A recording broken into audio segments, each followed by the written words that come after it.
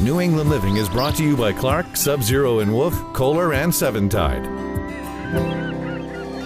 On this episode of New England Living. This was the formal half of the home, and therefore you have the stairway that goes up 3 levels.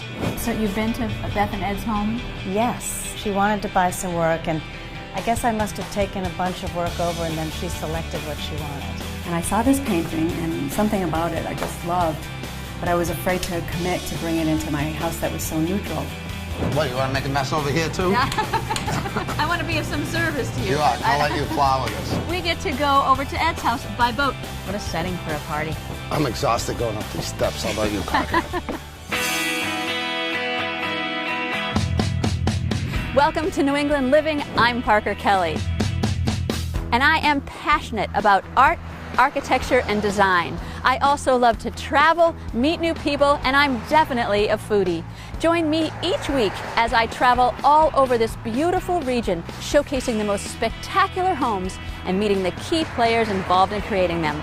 To top it off, I'll cook up some delicious dish with a chef, and we'll finish it off with a celebration of it all. I'm Parker Kelly, and this is New England Living.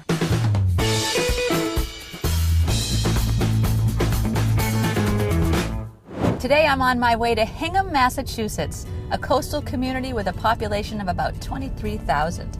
Hingham is located 14 miles southeast of downtown Boston in a region locally known as the South Shore. First settled by English colonists in 1633, Hingham is loaded with quintessential New England charm. It has a lovely historic downtown, a picturesque harbor, and is home to several parks. Hingham is also home to a refurbished shipyard with shops, condos, a movie theater, and plenty of restaurants, including Almanove and Wahlburgers, owned and operated by Paul Wahlberg of the famous Wahlberg family. Hingham is a charming community, conveniently accessible to Boston by both commuter rail and ferry. I'm headed to meet homeowners Ed and Beth in their masterfully rebuilt turn-of-the-century home. It's perched high on a hill with sweeping panoramic vistas of Hingham Bay, the Boston Harbor Islands, and the Boston City skyline. Hi. Hi, how are you? I'm well. Good to see you. Nice to meet you. Hi, Beth. Very nice to meet you. Beautiful home. Really magnificent. So tell me a little bit about the home. It's a renovation. It is, and it's actually a very interesting home. It's an historic home, as you can tell. The home was built in 1905, but it's quite an interesting home because it was actually split in half. When they wanted to sell the home in 1950, they thought it was too large to sell as one parcel, one home. So they actually split this home in half, and the second half of the home is right next door. Wow, that's fascinating.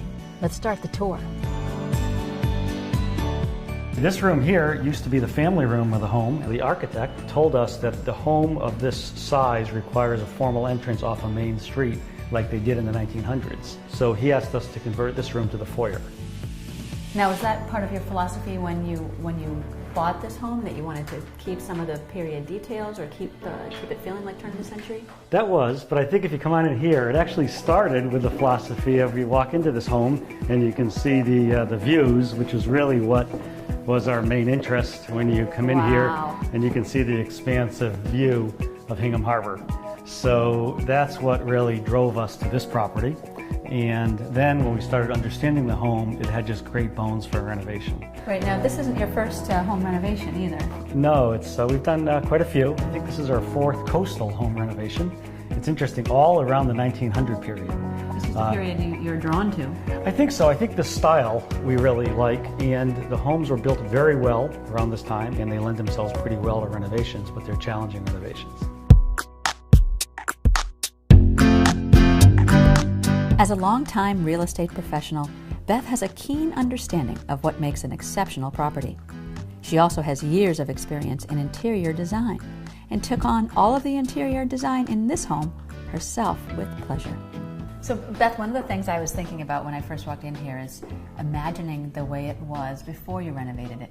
Now, were there a lot of small rooms? Was there wallpaper? What did it look Every like? single room in the house had a different wallpaper from different eras, so it was really hard to imagine what it would look like afterward. But I like to decorate with very little color, as you see when you walk through the house.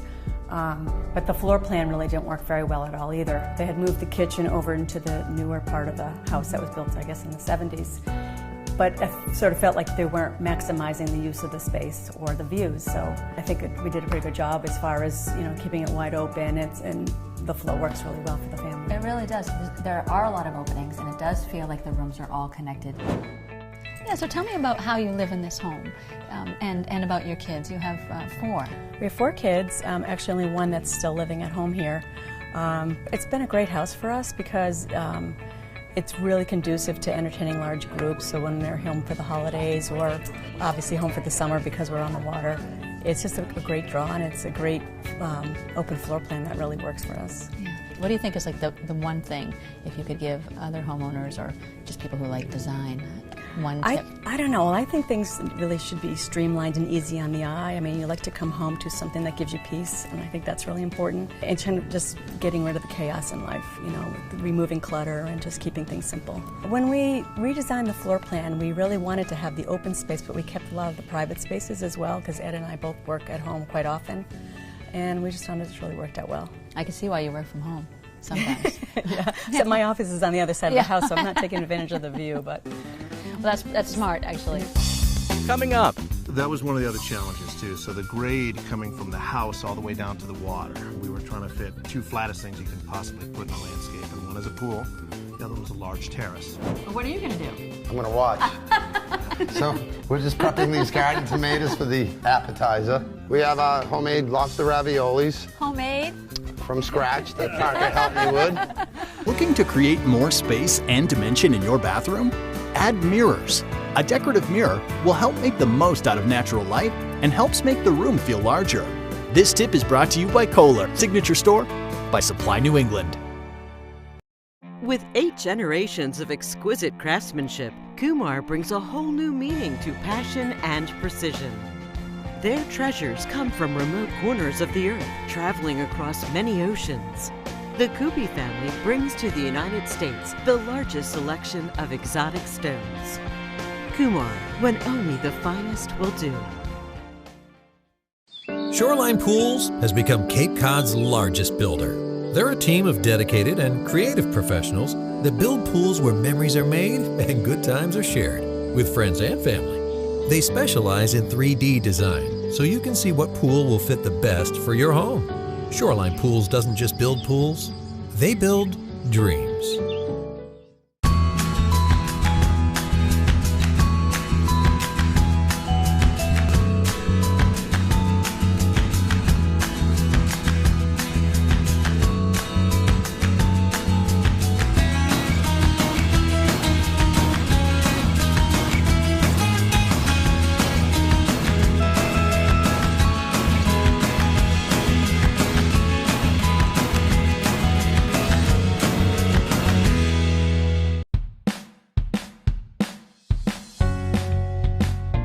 So I'm here with the architect of this home, Brian Kavanaugh, and it was a labor of love back in '09. Yes, a long time ago. Yeah, so tell us a little bit about your relationship with this home.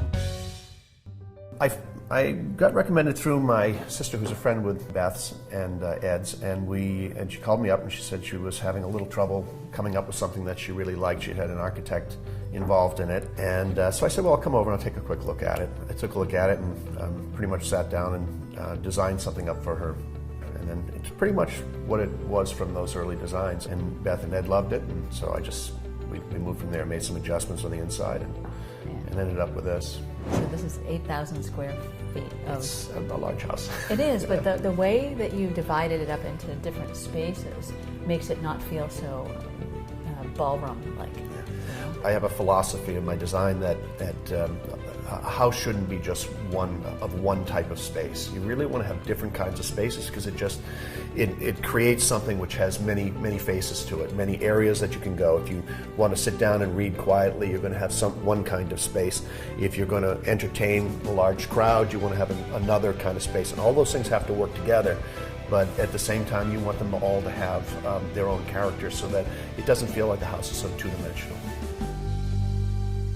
I guess we'll come back through the kitchen here. This had a very large footprint, as you can see, and we like the idea of a large island and take advantage of the views. One thing that Beth did that surprised me, but I actually love it, is not to put cabinets on the wall.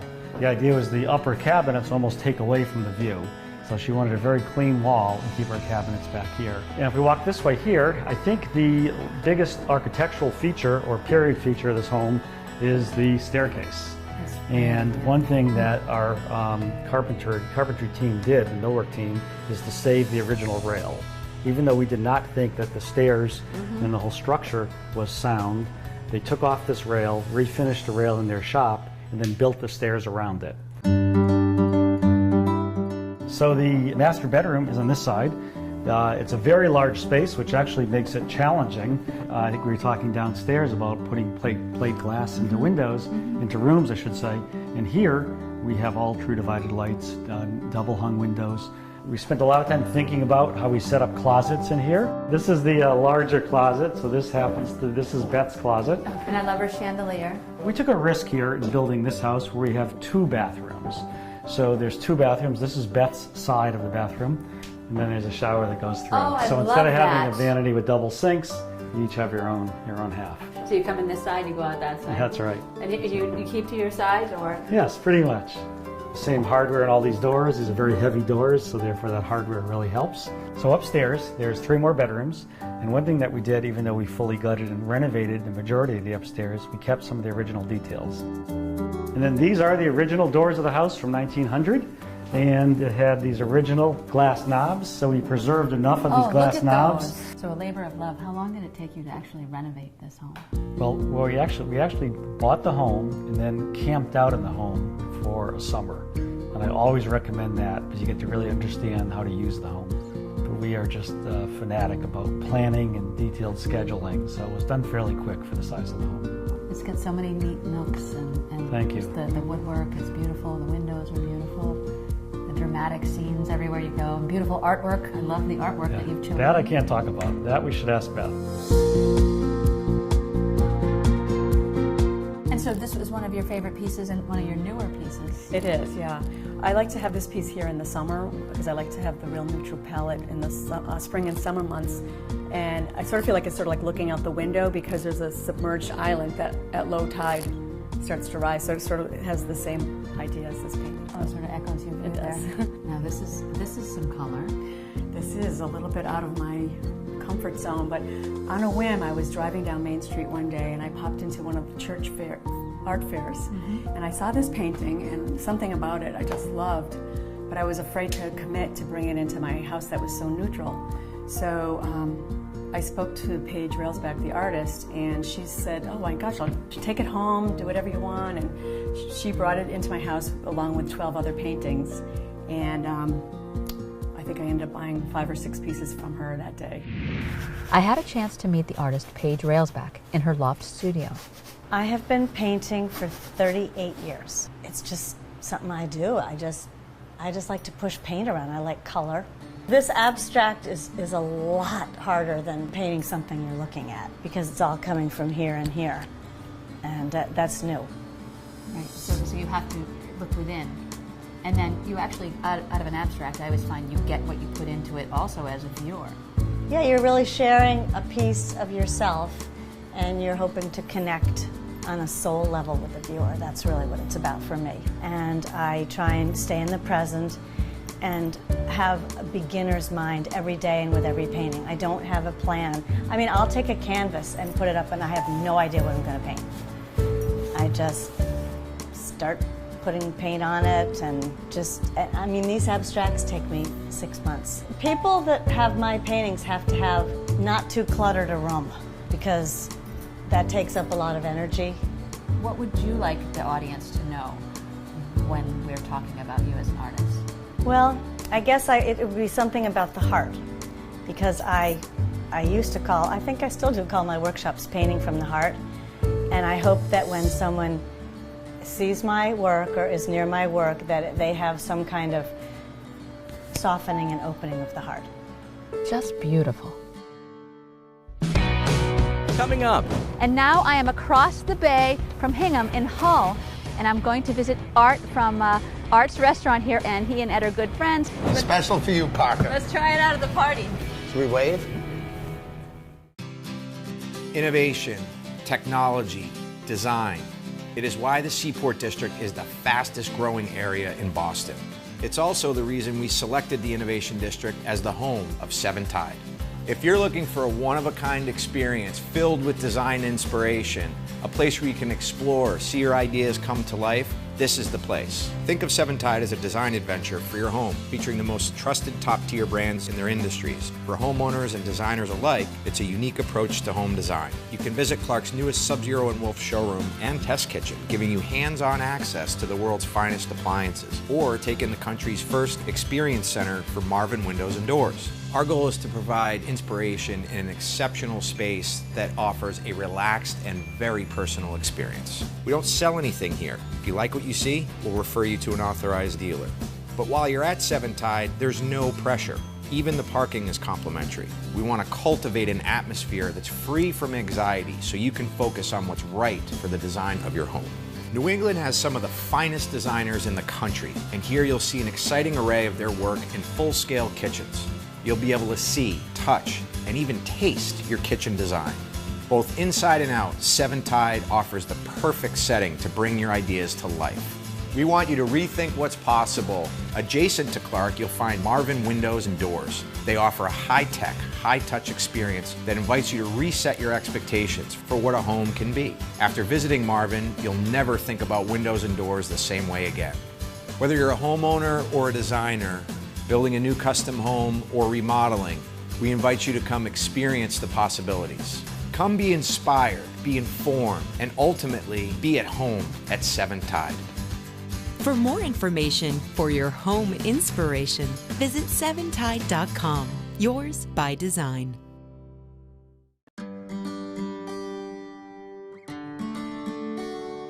So I'm with Beth Sullivan. She was the one responsible for the beautiful tile work in the house. And I'd love to talk to you about the tile work, especially the backsplash behind us. Sure. Because that's an impressive wall. Yes, it is. It's one of my favorites, actually.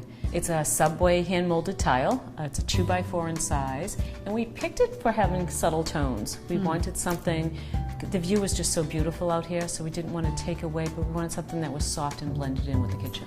No, I love the tones. It's very reminiscent of the scene outside, too, but it doesn't interfere with it. And so, how did you decide to do a whole wall instead of doing cabinets? Do you do that a lot, or was this a unique idea? It was a pretty unique idea. Because the view is so beautiful and with these windows, we really didn't want to have cabinets on this wall, so the tile just seemed like a perfect backdrop. It's soft, it's subtle, and it finishes the space. This home is absolutely stunning. This is one of my favorites. It really is. It has everything between the dark floors, the light cabinets, you know, all the glass. It's just an absolutely stunning home. It was really fun to work on this project.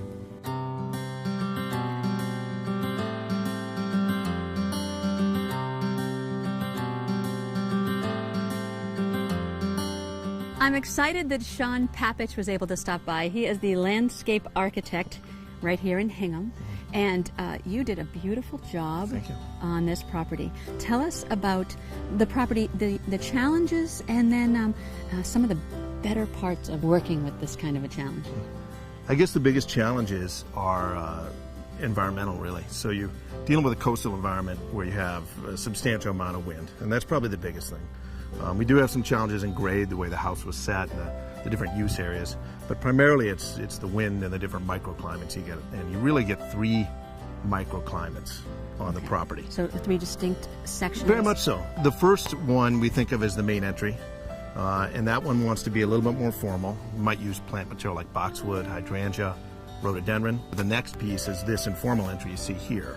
And that's really the intent, is that it's a secondary entry, even though it looks very nice. Yes, it does. It's still a secondary entry for the house, and so that was wanting to be a little bit less formal than the face that is on Bel Air. Setting 3 is considered to be more coastal? A little more coastal. It's definitely more coastal. It's definitely less protected, and so we almost consider it to be something we call New American Garden.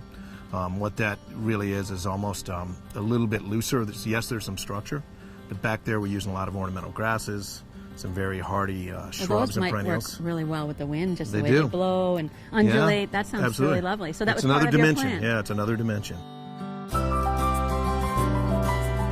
Elegant. Yeah, the hydrangea really was meant to be still give enough evergreen.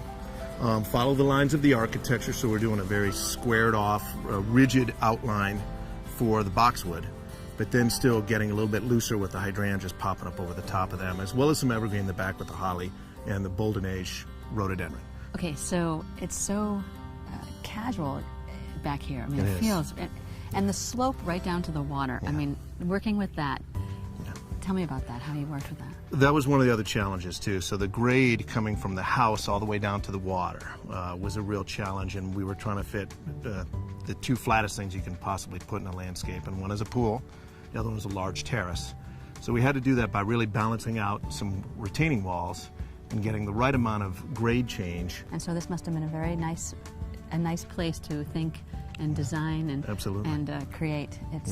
It's stunning. Very nicely done. Nice to meet you. Thank you so much. Thank you so much, Parker.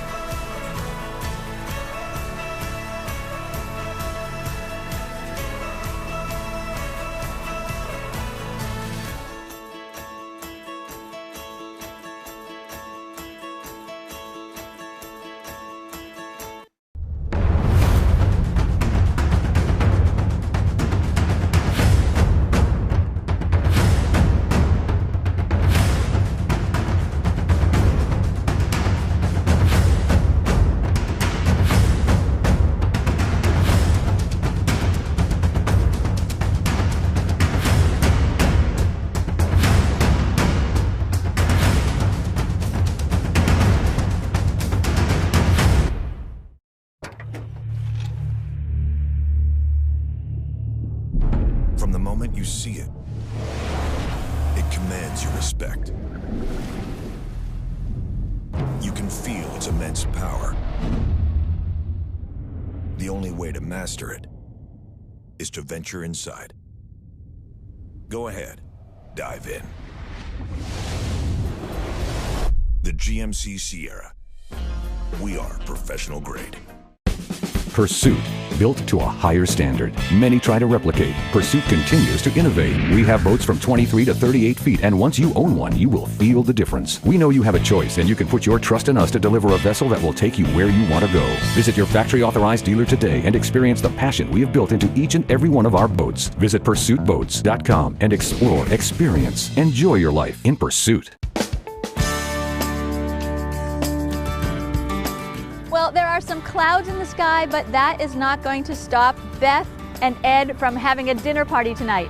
And now I am across the bay from Hingham in Hull on Sunset Bay Marina, and I'm going to visit Art from Art's restaurant here, Art D'Alessandro. He's been a chef for 30 years, and he and Ed are good friends. Artie, I'm going to go up there and make some lobster ravioli with him, and then we're going to head over to Ed's and start cooking for the party. So we'll do a little prep here, and then we'll head over to Ed's house. Yeah, I tried to make it a little easy. I made the filling, the mousse, the lobster mousse ahead.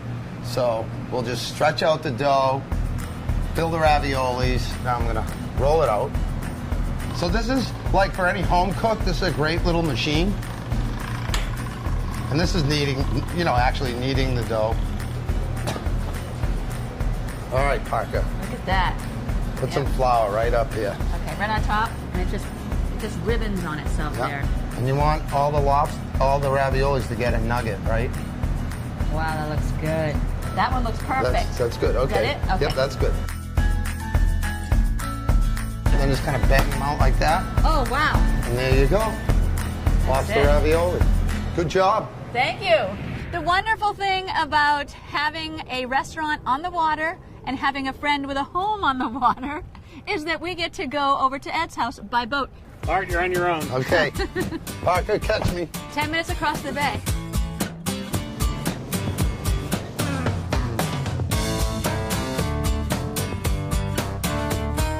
This is what's called arriving in style. Beth should be getting the last preparations. I'm exhausted going up these steps. How about you, Parker? So what are you doing?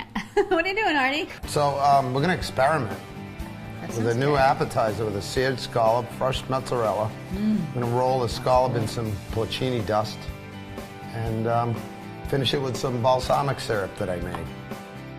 I just love that little pop of yellow on the side. This is our little invention. Okay. How are we doing so here? We're going to do that zucchini appetizer that you prepped so wonderfully. Okay. This is just going to be a quick saute on high heat. Cook You're up. dangerous with that. Almonds, nice and crunchy. All right, Parker, we're going to have to get the Romano cheese ready for the zucchini appetizer. All right. Lay the cheese right on top. All right. Single Liz. Okay, so Liz, right to the wolf broiler. Thank you, Liz. Zucchini, olive oil, toasted almonds, and Romano cheese. Simple. And the guests are here. They're starting to have their Finally, wine. Parker. I know. It's time for bed. Let's get this out to them, and then let's get to finishing our cooking. So we have some No. sopressata, some Serengola olives, some Reggiano Parmesan, some homemade roasted peppers, and homemade mushrooms. Enjoy, guys. Nibble at that. So this is the lobster sauce for our lobster ravioli that we prepped up at the restaurant. And this takes a while to make. It does. You take the bodies and I simmer them in a nice tomatoes, and it takes a couple hours to absorb that flavor, infuse the lobster flavor in the tomatoes. We're going to warm that up. Next, we're going to do Florentine steaks. Okay, so what does that mean? Okay, so in Italy, in Florence especially, they're known for their Florentine steaks, which is a really thick cut, and they cook it really, really rare, and they use hot coals. But we're going to use the Wolf grill.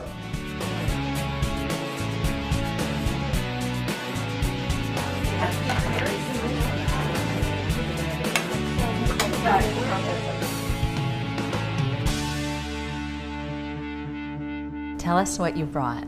Well, I heard Chef was making some lobster ravioli today. Yes, that's an appetizer, lobster ravioli. Very exciting. This is, I kept it in the Italian theme. Basically, we have as the white, we're drinking luce tonight. It means luce, light.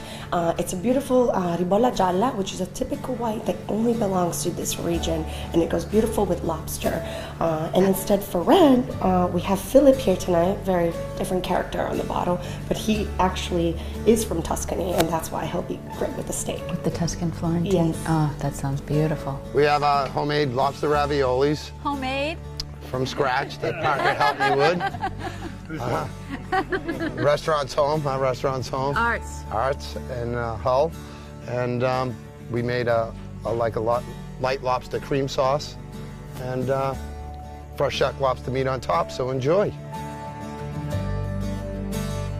As the sun set over Hingham Bay, the dinner party continued in full swing. Okay, here we go with the Florentine steaks. They're all grilled, cut up, and ready to serve family style. So I'm just going to place them in the middle. Maybe I'll hand that to you.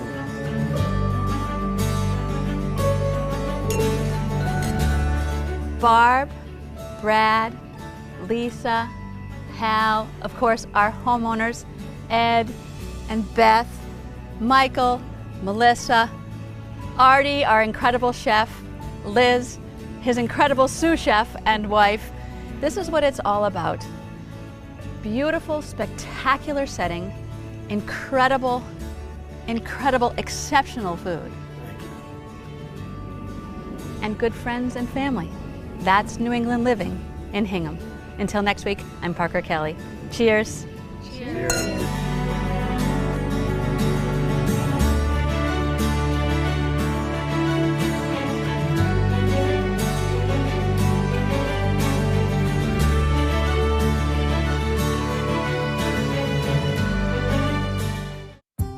New England Living is brought to you by Clark, Sub-Zero and Wolf, Kohler, and Seven Tide.